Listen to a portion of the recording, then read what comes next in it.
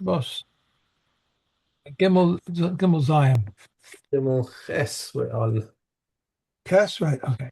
If a man said, "I gave my daughter in Kiddushin," or "I gave her in Kiddushin," I accepted her divorce when she was minor, and she is a minor, it is believed. If he said, I give her in Kiddushin and accepted her divorce when she was a minor and she is an adult, he is not believed. If he said she was abducted and I ransomed her, whatever, she is a minor or she is an adult, she is not believed. He who said at the time of his death, I have, I have, I have sons, I have sons. I believed if he said, I have brothers, he is not believed. If one gives his daughter a condition without specification, the Goras are not included. If one has two groups of daughters from two wives, and he said, I gave my eldest daughter in condition, and I do not know if it was the elder of the older ones or the elder of the younger ones, or the younger of the older ones, or the older than the elder of the younger ones. They're all prohibited except for the younger of the younger ones. These were the words of Rav Meir. If Yossi says they are all permitted except for the elder of the older ones. If he said, I gave my younger daughter in condition, and I don't know if it was the younger one of the younger ones, or the younger of the older ones, or the elder of the younger ones, who was younger than the all younger of the older ones, they are prohibited except for the elder of the older ones. These are the words of Meir, Rav Meir. If Yossi says they are permitted except for the younger of the younger ones. If one says to a woman, I betroth you, and she says she did not betroth me, he is forbidden to marry her relatives, but she is permitted to marry his relatives. If she says, you have betrothed me, and he says, I did not betroth you, he is permitted to marry her relatives, but she is forbidden to marry his relatives. If he says, I betroth you, and she says, you betrothed my daughter, he is forbidden to marry the relatives of the elder, but the elder is permitted to marry his relatives. He is permitted to marry the relatives of the younger, and the younger is permitted to marry his relatives. Okay. Okay. Kidashti is bitech. Guy says to him, and I did the Kiddushin on your daughter. He omers lo kidashta ela osi. No, you did Kiddushin to me. Now things changed around because in the previous case, he was saying, I did Kiddushin to you, and he said, no, no, no, it must, and she says, no, it was my daughter. Okay. In which case, she's basically just saying no because her daughter is out of the picture. She as far as she's concerned, nobody did a Kiddushin with her, so the daughter is has no Isurim on her. Um, in this case over here, where she is saying no, no, no, I'm the one that you did Kiddushin to, and he is saying no, no, no, your daughter's the one I did Kiddushin to. So each one is admitting that there was a Kiddushin, but on whom was it? So again, we follow the principle that whoever they see as the one that they're married to, they're prohibited to their relatives. Yeah. So what does he say? He also bekruvas katana. He is forbidden to the relatives of the daughter. Ukatana materis bekrovav. However, the daughter, who's not even in this conversation, is permitted to all of his relatives. Hu motar bekrovos gadola, ugadola asur bekrovav. However, he is permitted to the mother's relatives, whereas the mother is prohibited to all of his relatives. We also, in this circumstance, we ask him to give her a get. We can't force him because she's saying no, no, no, I'm married to you, and he's saying I don't know what you're talking about. It's your daughter I'm married to. So Beis Din would request of him to give her a get, but they can't force him. Okay, kol makom sheyesh kiddushin ve'ein aveira. Um, so now we're now talking, and we're going to be talking for a while um, about different yichusin in relationships, and this is quite a fundamental one that tells you how what happens when you have children. Uh, who does it follow, the mother or the father? And we always say that it's this standard relationship. Jewishness follows the mother, and the tribe follows the father. Okay, here it's laid out a lot more clearly what all the rules are because it's not always that pashut. Kol makom sheyesh kiddushin ve'ein avera. So anytime when the kiddushin works and there's no avera involved, havlad holech achar hazachar, then the child is like the father. Ezo, what are we talking about here? Kohenes, Levia, Yisraelis, Shenisu, Kohen, Levi, Uli Yisrael. Okay. just normal people from the central Jewish marriage group who get married to each other. The shevet follows the father. B'chol makom sheyesh kiddushin v'yesh avera. If there is a kiddushin, but there is also an avera, havlad holech achar hapagum, then the child follows the flaw. What is the flaw? Okay, Ezo. So almana lekohen gadol grusha v'chalutza lekohen hedyot. Okay, so in the case of a kohen gadol who marries a widow, or a regular kohen who marries a divorcee or a chalutza, so the child is going to be not only the woman herself becomes a halala for having married him, okay, and her child also becomes a halala, or a halal, whatever the child is. So and a halal is uh, is also forbidden to marry a kohen. Why would they marry the person if they know they can't do that? Why would they go ahead and do it? He's in love with her. She thinks she's beautiful, and she's just a very special person. And he really wants to marry her. So his children will not be kohanim. Okay, so my children won't be kohanim. No, okay. All right. Okay.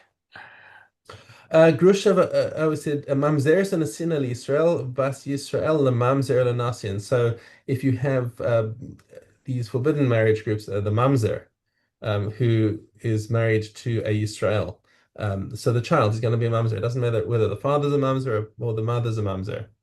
That's the way mamzeres works. Is it just carries on? All the children will be mamzerim, and as a matter of fact, it says that when there's an iser.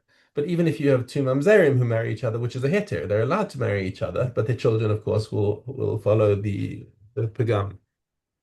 Chol mi she'ein la alav kiddushin, and what happens if there is no kiddushin? Aval yesh la alacherim kiddushin. So if in this particular relationship, kiddushin would not be chal, but other people you could have a kiddushin, right? In other words, they're Jewish, and they could marry somebody else, but they had a relationship with somebody with whom kiddushin would not be chal. Havlad mamzer. This is going to result in a mamzer.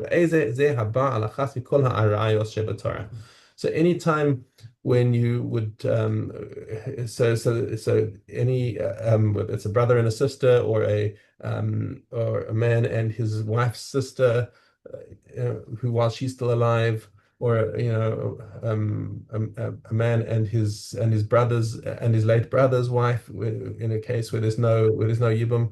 All of these cases, the child would be a mamzer. Okay. V'chol mi she'ein la lo alav v'lo ala cherim kiddushin havlad kemosa. And if on one of the two parties there's just no such thing as kiddushin, because they're not Jewish, they're not fully Jewish, then the child will follow the mother in this case, right? So Vlad Shifcha Nochris. So if a man has a relationship with a non-Jewish slave, a Canaanite slave, and even if it's beheter, right? If the man is an Eved Ivri, his master is allowed to set him up with a Shifcha Kananis so that they can have children, but the children are going to follow her, so, right? Because there's no kiddushin. It's just she cannot have a kiddushin because she's just a Shifcha Kananis. Okay, so all of her children will be like her, and of course this will also apply to non-Jews, and this is where we say it follows the mother. If you have a non-Jewish father and a Jewish mother, child is Jewish. If you have a non-Jewish mother and a Jewish father, child is not Jewish. It used to be that they used to follow the women, though, right? Didn't they used to follow the women? They That's used to what we be just said. That's what he just said. what made them change? Who changed what? When now it follows the man. The What man, follows the man when? when if he's Jewish, he's Jewish, then the kids are Jewish. Mm-mm. Never. No, that's not halacha. It's not. No. No, no, If no. you're a Kohen, if you're a Kohen and you're my son, I'm a Kohen, you're my son. No, okay. So that's the core that's the tribe. So that was what we said at the beginning of the Mishnah. The first case is kol makom sheyesh kiddushin ve'ein avera. When it's a kosher marriage, when it's a totally kosher marriage, then everything follows the father. Oh, okay. Okay, Okay. so that's where the shevet will follow the father when it's a kosher marriage. When it's an invalid marriage, then things start following the mother. Okay. All right. Okay. Okay. Um, Olive Zion. no, no, I'm not done. I'm not done yet. No, no, no. I haven't. Yeah, is Yud Gimel still. Rabbi Tarfon, Omer, Yacholin mamzerim litaher. He has a great eitzah. How can a mamzer lose the pagam if he wants to get married and have children, but he doesn't want his children to be mamzerim? I've got an eitzah for you not to have not to where your children won't be mamzerim anymore. Ketzad mamzer shenasa shifcha. So what you can do is you can marry a non-Jewish slave girl. How do you do this? So this actually is practical advice, Lamase. If you have a male mamzer and he wants to get married, what he needs to do is find a non-Jewish woman who wants to convert, okay, and who likes him and is prepared to go along with this whole thing. So what she can do then is they find first of all a cooperative Jewish person, go to the rabbi, and she says, listen, I want to be an Eved, I want to be a shivcha, and he buys her into to be his shivcha, and then the mamzer comes to the rabbi and says, I also want to be an Eved, so he is going to be an Eved Ivri. Okay, so now they make the agreement, and he's now an Eved Ivri, and she's a Shivcha Knanis to the same master. And he says to them, okay, I'd like you to go and live together, please. Okay, so now they get together, and they live together as in a legitimate way, because there's no Kiddushin, but they're allowed to live together, and they start having children, and the children are now avadim. They're all slaves to they're all Eved Knani to the rabbi. Okay. Okay. And at the end of this whole period, when she's stopped having children, and that now they want to move on to normal life, he says, "Okay, I'm going to free you. He frees all of them at once. The Eved Ivri is now just no longer an Eved. And the Shivcha and all of her children now become full Jews. Okay. Because Mamzeris doesn't apply to non-Jews. They were born to a Shivcha, therefore they're not Mamzerim, and therefore once they're freed, they're now completely Jewish, and they would be allowed to marry any Jew other than a Kohen. Okay.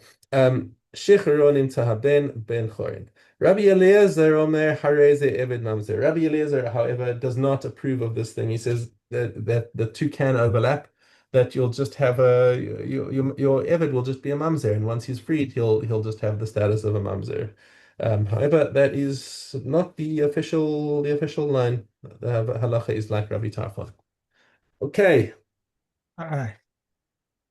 Olive said, Zion. All commandments involving the son incumbent on the father, but men are obligated and women are exempt. And all commandments involving the father incumbent on the son, but both men and women are obligated. Every positive commandment which time causes men are obligated and women are exempt, and every positive commandment which time does not cause both men and women are obligated. Every negative commandment, whether time causes it or the time does not cause it, both men and women are obligated, except for the prohibition of destroying one's beard, the prohibition of rounding one's head, and the prohibition of becoming contaminated for the dead. The rites of smicha, waving, bringing close, kamitza, burning, malika, sprinkling, and receiving pertain to men and not to women, except for the meal offering of a sota and a female nazarite, in which cases they waive them.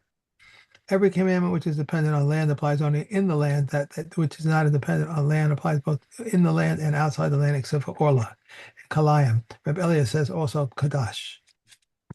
Okay. Yeah. All right. Sota. Hmm. Okay. Sota Tes Zion. If the identity of the murderer is discovered before the calf has been decapitated, you just go out and pasture with the flock. And after the calf has been decapitated, he must be buried at his site, for it originally came to atone for an uncertain situation. It has atoned for its uncertainty, and its purpose has been fulfilled. If the calf was decapitated and subsequently the murder was discovered, he should be executed.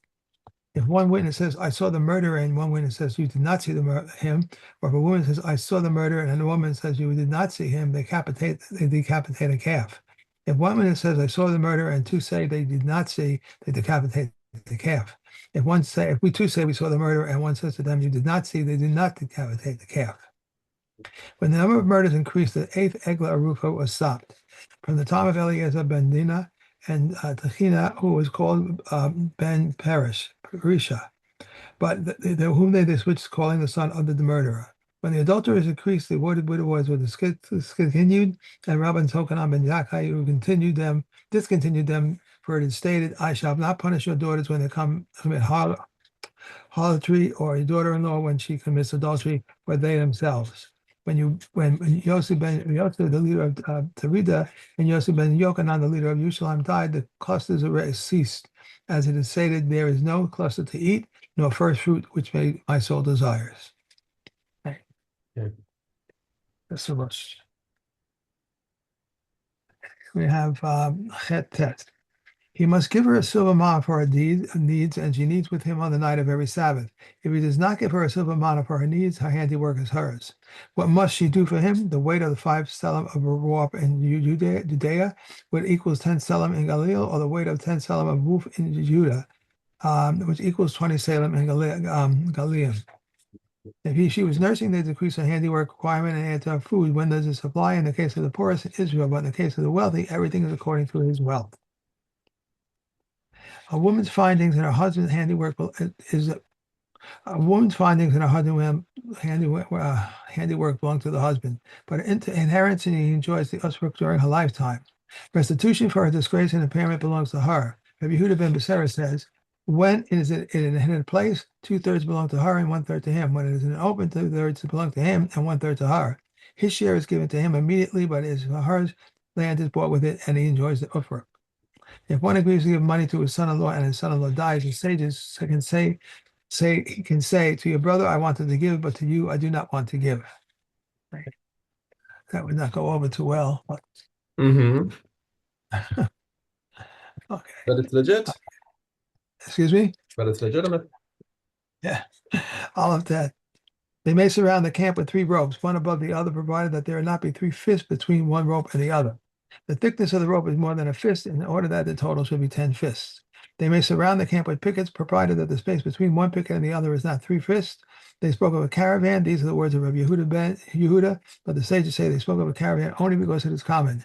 Any partition not consisting of a warp and a weft is not considered a partition. These are the words of Rabbi Yossi ben Yehuda, and the sages say either of the two.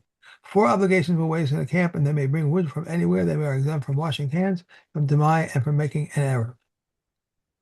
Okay. And more. They may erect slates around wells, around 4 double posts, which seem like 8. These are the words of Rabbi Yehuda. Ben Meir says 8 would seem like 12, or 4 double posts, or 4 single ones. The height is 10 fists, the width 6, and the thickness is any size whatsoever. And between them is the equivalent of 2 teams of 3 oxen each. These are the words of Meir. Rabbi Yehuda says 4. Tied but not loose, one enters and one exits. One exits.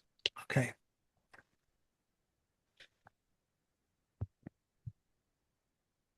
Close. How so? A cistern in a courtyard into which fell 3 lugim of shuvin fell. If forever in its qualified state until the full amount of its original contents flows out, plus a little more, or until he sets up the courtyard in a mikvah of 40 saw, and the upper waters become tahor by the lower ones. But Reb Eliezer Yazari declares it invalid unless he closes it up. If a cistern is full of drawn water and a canal flows into it and out of it, it is forever in a disqualified state until it is calculated that 3 lugim of the former water do not remain. If 2 vessels enter into a mikvah, one of them a log and a half, and the other also a log and a half, or one wrings out his garment and the water pours out into the mikvah from many places, if one pours out a preferred ready cup and the water pours into the mikvah that from many places, Rabbi Akiva declares it valid, but the sages disqualify it. Says Rabbi Akiva, They did not say a vessel is empty, but if the vessel empties, they said to him, they said neither one nor the other, but into a mikveh into which 3 lugums of suvin fell. The waters from one vessel or two or three from three combine, but from four they do not combine. Similarly, regarding a Baal carrier who was sick and 9 cubits of water fell over him, or a person who was Sahar and 3 lugim of warm water fell over his head and the greater part of his body, the waters from one vessel, from two, or from three combine, but from four they do not combine. When are the words said? When the second vessel started emptying before the first one ceased. And when other words said, when he had no intention to increase the mikvah, but if he had intended to increase it in addition of even 1 quarter of a time, all year long combined to 3 lugams. Okay. And the next one we have is cooling.